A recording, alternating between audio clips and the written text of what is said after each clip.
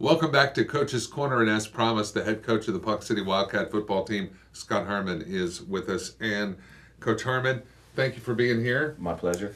Tulsa, Washington, that game, halftime, 7-0 lead. Now, tell us about that. Boy, there was a lot of excitement with that 7-0 lead at halftime. You got to be proud of that first half.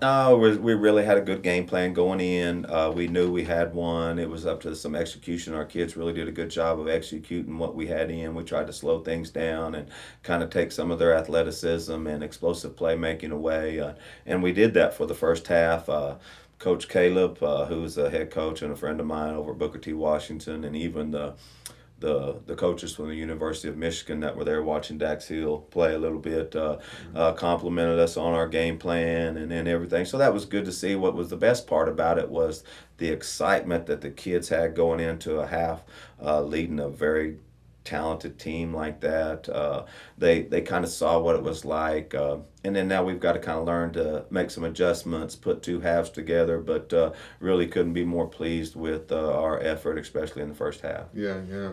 Individual performances, if you can. I know you can't. Sometimes we worry about, leaving somebody off or not mentioning a name, but you've got a list of names, I'm sure, that pop to the top of your mind. The first one, defensively, which is really what played well, especially in the first half, you had Gavin Anderson, Eli Wool, and Abram Archika, T.J. Bryan, and particularly Lennox Lewis, who really had a really good half. Hardly any missed tackles at all against some very talented ball carriers. So that was kind of what led us to shutting those guys out in the first half.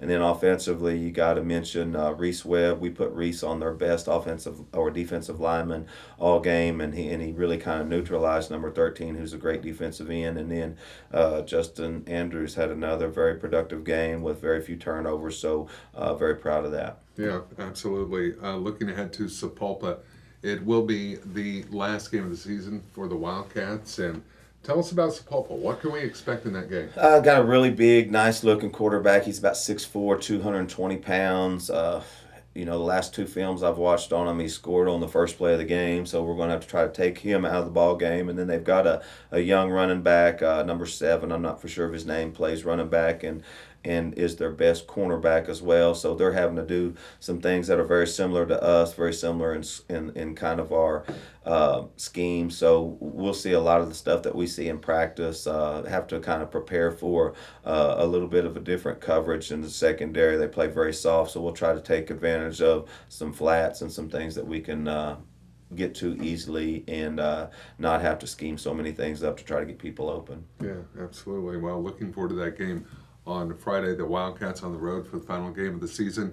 You can hear all of the game broadcast at 100.7 FM KPNC, and also the live video stream at pohisports.com paired with that audio broadcast. It's like watching it on TV, and of course encourage as many folks as possible to make that trip and back the Cats there in Sapulpa for that last game. And Coach Harmon, before we talk about off-season and what the players are going to be up to and strength and conditioning and stuff like that, let's back up to senior night. Not talking about the game now, just talking about the general environment of senior night. We spoke with head coach of the High Steppers, Kristen Smith, and she said it's always kind of emotional, senior night. For your seniors, outgoing seniors, I mean, that was it at Sullivan Stadium. Yeah, and I want to express how much our coaching staff and myself in particular are so appreciative of our 19 seniors, the effort they gave. We haven't won a ball game yet, but we are beginning the process of learning how to play throughout a ball game. Going into some third and fourth quarters in the ball games with some people that are generally way ahead of us by that time. So that all falls on those guys. Very productive, very great, very good work habits. So I want to commend those kids and their parents, because a lot of that stems from home and their upbringing. So just extremely proud of that group. It's not where we would like it to be in at the end of the year. I won't lie to you about that. We'd like to have snuck in a couple of wins, but their attitude and their work ethic and their stick to it grinded out method that they've kind of bought into is very important for us moving forward, and I want to tell those guys how much we appreciate them. Yeah, I mean, it's something that everyone agrees on, that there's an energy. Yes. There's an energy out there in the game, and an energy that is certainly a difference maker. Now, it may not have translated on the scoreboard so far this season, but as far as the final score, but you see it and we see it. Everyone can feel it. What is it? I mean, how can you articulate what that is? It's playing hard every down. When we got here, that was our biggest goal. We'd watch a little film from last year, and when Ponca City got down, they kind of quit playing hard, and it was one of those deals where that's the first step you have to make. And every coach that we've played this year has come up to us after the game and said, "Wow, your kids are playing extremely hard," and that's where it all has to start. Now we've got to learn how to kind of capitalize on some opportunities. We've got to learn how to eliminate some mistakes, and we've got to learn how to win in close ball games. But learning how to play hard even when you're down 20 or when you're in a close ball game, and being able to go in at halftime and make some true adjustments as opposed to just going in and having to come back out for a second half where you're down 30. That hadn't happened to us this year. So yeah, we're extremely proud of that, and it's the first step in changing the culture of a program, and our seniors deserve a lot of that credit. Yeah, absolutely. Doing a lot of great work.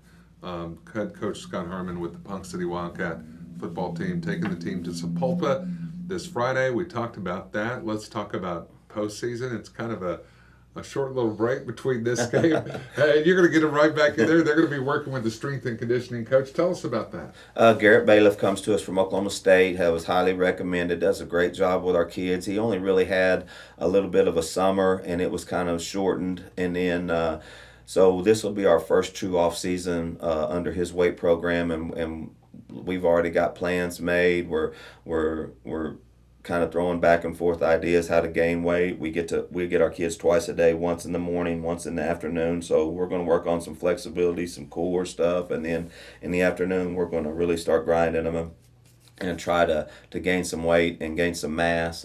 We need to do that. Put on a few pounds before we get into the spring and start working on some other aspects that we need to work on. Our first and main goal is to kind of gain some weight and put on some muscle. Yeah. Well, when you see some of these other schools, Bixby comes to mind. They've had a strength and conditioning coach, a very good one, for 13 years. And so this new strength and conditioning coach here in Ponca City, this could really make a difference. And how much of a difference can that make over the years? I think we just have to look at a Bixby to right. answer that question. There's no doubt. You can kind of see it when we go out, and you can see the programs that have had a strength and conditioning program in place for years. It takes some time. It doesn't happen overnight. There's some things that you can do to kind of help that out, and Coach Norquist, Coach Love, and myself will all be in there in off season with Coach Bailiff, really kind of focusing on areas and getting specific with kids in the areas that they need to improve in. So we're going to sit down for a couple of days as soon as the season's over. Give the kids a couple of days off to kind of rest them up and check in some gear, clean out the locker room a little bit, and then we're going to jump right into it Wednesday after the season's over, test them, height, weight, get some maxes out there, and then Thursday, Friday, we jump right into it. All right, Coach Scott Harmon, head coach of the Ponca City Wildcat football team. Thank you so much. We look forward to having you back in. I appreciate it. After Sepulpa, and we'll get a recap of that game and the season and what's ahead for the Ponca City Wildcat football team. Well, thank you for watching. Our thanks to Kristen Smith, head coach of the Pohai Steppers, and Coach Scott Harmon. Until next time, thanks for watching.